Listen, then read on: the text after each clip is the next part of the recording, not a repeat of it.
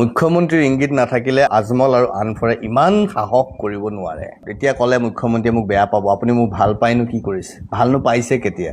ভাল পায়নো কৰিব কি? অসমৰ কথা ক'লে, অসমীয়াৰ কথা ক'লে, শুদ্ধ কথা ক'লে যদি মোক বেয়া পায়, পাওক। মই এনেকেই থাকিম, ক'লো নহয়। মই ক'তো নাথাকো, মই অকলেই থাকিম জংঘলৰ মাজত। মই তাতেই সুখী, সন্তুষ্ট হৈ আছো। ইয়াৰ পিছতো যদি আৰু অকলশৰীয়া হৈ যাব লগা হয়, তেতিয়াও হ'ম। কিন্তু তাৰ পিছতো সঁচাটো কৈ আছো আৰু কৈ থাকিম যে আজি আজমলে যি ধৰণে প্ৰভাৱ বিস্তাৰ কৰিবলৈ চেষ্টা কৰিছে, এই যিটো এগ্ৰেশ্যন দেখুৱাইছে আজমলে, ইয়াৰ কাৰণ কিন্তু ক'ৰবাত নহয় ক'ৰবাত মুখ্যমন্ত্ৰী হিমন্ত বিশ্ব শৰ্মা। প্ৰসংগ হিন্দু মুছলমানৰ নহয়, প্ৰসংগ অসমৰ সুৰক্ষাৰ, অসমীয়াত্বৰ, অসমীয়া স্বাভিমানৰ, অসমীয়াৰ আত্মৰক্ষাৰ। হয়তো আপোনালোকে সকলো জানি বুজিও কিয় গান্ধাৰীৰ দৰে ৰূপ ধাৰণ কৰিছে মই বুজা নাই, মই অনুভৱ কৰিব পৰা নাই। কথাবিলাক কৈছো, আগৰ ভিডিঅ'বিলাকত আপোনালোকে দেখিছে, স্পষ্টকৈ কৈছো। আপোনালোকে মোক বেয়া পাওক, মোক ভাল পাওক, মোৰ নামত কুকুৰ পোহে, যি কৰে কৰিব পাৰে, কিন্তু সঁচাটো মই কম। নহ'লে মোৰ দেউতাই মোক যি ভাবি নামটো দিলে সত্য ৰঞ্জন, সত্যক প্ৰকাশিত কৰা বা সত্য বিষয়টো পোহৰলৈ লৈ অহা, সেইটো মোক দেউতাক তিৰস্কাৰ কৰা হ'ব।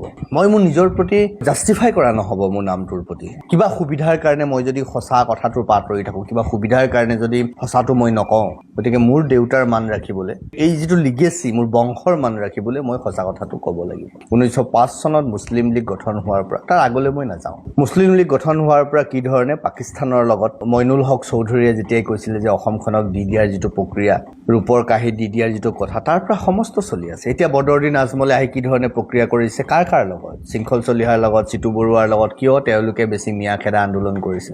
যেতিয়াই তাৰ বিৰোধিতা কৰিলে আকাশ শইকীয়াই, আজি আকাশ শইকীয়াৰ লগতে আনফৰ বহিলে। ব্যক্তিগত জীৱনত আনফৰ আৰু আজমলৰ সাংঘাতিক ধৰণৰ যুদ্ধ আছে, দুয়োজনৰ মাজত কম্পিটিশ্যন আছে ব্যক্তিগত জীৱনত। বাংলাদেশৰ লগত একাকাৰ কৰাৰ যিটো চিন্তা, সেই চিন্তা আগবঢ়াবলৈ গৈ তেওঁবিলাক এক হৈ গ'ল। বিভিন্ন দেশৰ পৰা, বহিৰাষ্ট্ৰৰ পৰা পইচা আহক, যি নাহক, সেইবোৰ আমি ক'বলৈ নাযাওঁ। সেইবোৰ কোৱাৰ কাৰণে বদৰুদ্দিন আজমলে মোৰ ওপৰত বিভিন্ন সময়ত কেছ কৰিও থৈ দিছে। কৰি থৈ দিয়ক, মোৰ ক'ব লগা নাই। তাৰ কাৰণে যদি মই ভুল প্ৰমাণিত হৈ মই জেললৈও যাব লগা হয়, মই যাবলৈ প্ৰস্তুত। কৈছো নহয়, এইবোৰৰ কাৰণে মই মোৰ নিজৰ সত্তাটো মই বিক্ৰী কৰি দিব নোৱাৰো। মোৰ গেৰুৱা সাজযোৰ মোৰ ধৰ্মৰ প্ৰতীক নহয়, মোৰ গেৰুৱা সাজযোৰ সমৰ্পণ আৰু সত্যতাৰ প্ৰতীক। মই যে এটা সিদ্ধান্তৰ লগত আছো, সেই সিদ্ধান্তইহে মোক আগুৱাই দিছে, মোক সিদ্ধান্তইহে মোক শক্তি দিছে, সেই সিদ্ধান্তইহে মোক সাজযোৰ পিন্ধাই দিছে।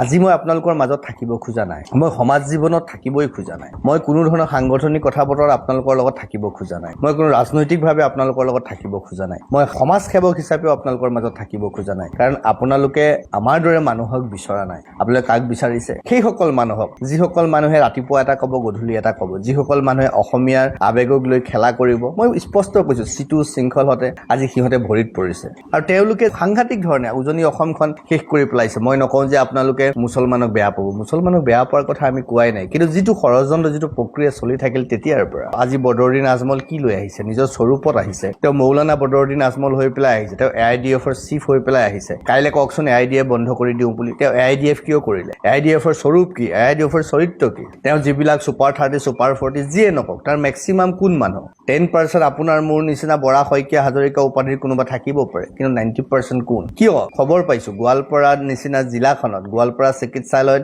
গাইনকলজিত বেছিভাগ তেওঁলোকৰ। চাওক, এই ষড়যন্ত্ৰ আপোনালোকে গ্ৰহণ নকৰিব পাৰে, নুবুজিব পাৰে, বাট এইটো হৈ আছে। অসমৰ ইতিহাসখন আপোনালোকে পঢ়ক। নপঢ়ে জানো, কাৰণ পঢ়া মানুহে বেছি চিঞৰ বাখৰ নকৰে সামাজিক মাধ্যমত। এই বিষয়বিলাক আপোনালোকে চাওক বুলি নকওঁ, কাৰণ জানো আপোনালোকে এইবোৰ নাচায়, চালেও কুকুৰ মেকুৰীক পাৰা দি গালি পাৰিব। আৰু আপোনালোকে যেতিয়া গালি পাৰে তেতিয়া মোৰ ভাল লাগে, পুতৌ জন্মে আপোনালোকৰ ওপৰত। কাৰণ আলী হুছেইন আহমেদ লিখা কোনোবা এজনে গালি পাৰিবই, কাৰণ they are also' part of that conspiracy. তেওঁলোকে বিচাৰে ইয়াত এজনো শইকীয়া হাজৰিকা উপাধি কোনো নাথাকক, কেৱল আলী হুছেইন আকবৰ জাতীয় মানুহবিলাকেই থাকক। দিছ ইজ দিয়াৰ কনস্পিৰেচি, আৰু আজি 100 বছৰ আগৰ পৰা এইটো চলি আছে। কিন্তু আমি সেইটো হ'বলৈ দিছো, বাৰে বাৰে। তেতিয়াও দিছিলো, আজিও দিছো, যি ৰূপতেই দিছো আমি দি আছো। এই দি থকাটোৰ কাৰণে এটা সময় নোহোৱা হৈ যাব। কেনেকে হ'ব? আমিতো ভূপেন হাজৰিকাকেই বুজা নাই। সেই ভূপেন হাজৰিকাক জীয়াই থকা সময়ত কুকুৰ মেকুৰীক পাৰা দি গালি পাৰিছো, তিৰস্কাৰ কৰিছো। আজি ভূপেন হাজৰিকাক মূৰত লৈ আছো। শংকৰদেৱৰ কথা নকলো এইবাৰ। যিজন মানুহে অসমৰ আৰু অসমীয়াৰ কথা কৈছে, সেইজন মানুহকে বাৰে বাৰে অসমীয়াই তিৰস্কাৰ কৰিছে, অসমীয়াক খেদি পঠাইছে। গতিকে কেতিয়া বুজিব মই নাজানো। জাতীয় জীৱনৰ কথা কৈ, জাতীয় সত্তাৰ কথা কৈ, যিসকলে অসমীয়া সত্তাটো, অসমীয়া আইৰ বুকু ৰক্ষা কৰিম বুলি, অসমীয়াৰ স্বৰূপ কি? লুঙি টুপি অসমীয়াৰ স্বৰূপ নহয়। অসমৰ ভূমিত যিসকল খিলঞ্জীয়া মুছলমান, তেওঁলোকৰ চিনাকি লুঙি টুপি নাছিল কেতিয়াও, তেওঁলোকৰ চিনাকি বুৰ্খা নাছিল কেতিয়াও। মোক আপোনালোকে আপোনালোকে হিন্দু মুছলমান কৰিছো বুলি কওক, কিবাই কওক, যিয়ে কওক, হিন্দু মুছলমান বিষয় নহয়।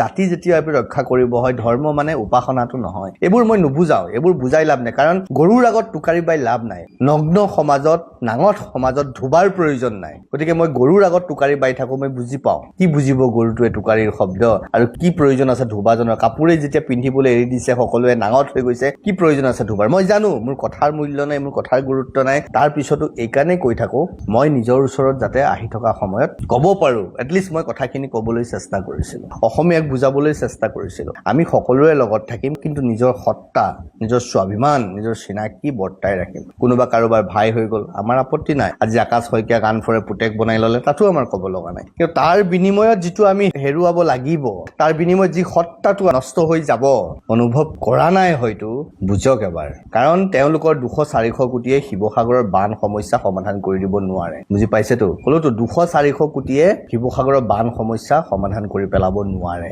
আৰু যদি আপোনালোকে ভাবিছে তেওঁলোকে একমাত্ৰ ত্ৰাণকৰ্তা আপোনালোকৰ, তেতিয়াহ'লে মই মুখ্যমন্ত্ৰীক আহ্বান কৰিম, উদ্ৰ কৰক আপোনালোকে। আজমল আৰু আনফৰক এৰি দিয়ক শিৱসাগৰখন, তেওঁলোকেই কৰক সকলো। কিয়নো দিব?